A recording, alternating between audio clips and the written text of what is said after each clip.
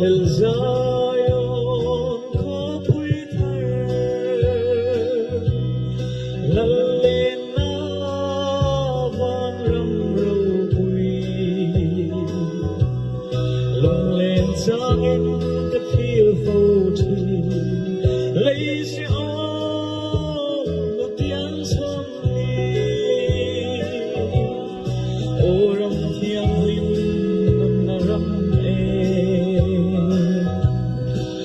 la ram ôi u cái tua mê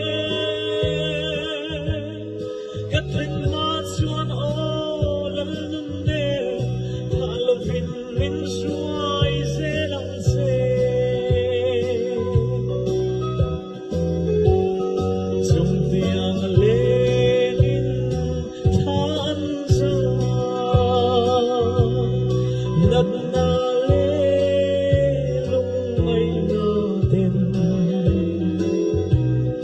thì là vang suy bất chuông văn đi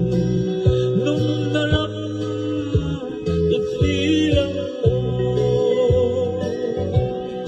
ô lắm thiên linh nung na lắm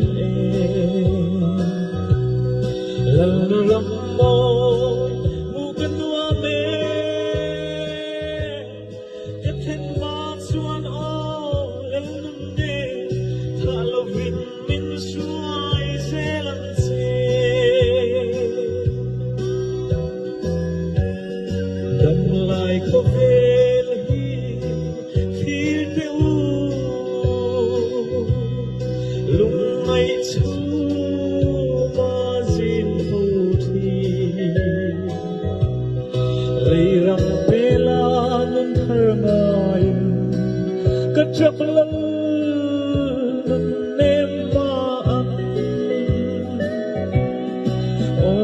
thiêng linh nôn ram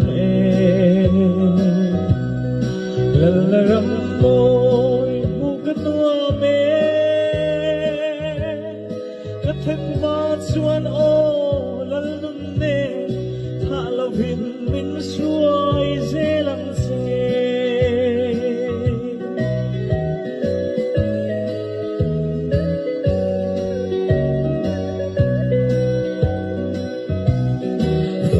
ai mình thế mong sẽ lăn qua thì lòng pha tê căn lồng nào phòng ngày lên cô là thiêng dâu ta dài ôn lắm để thi lòng ô rong thiêng linh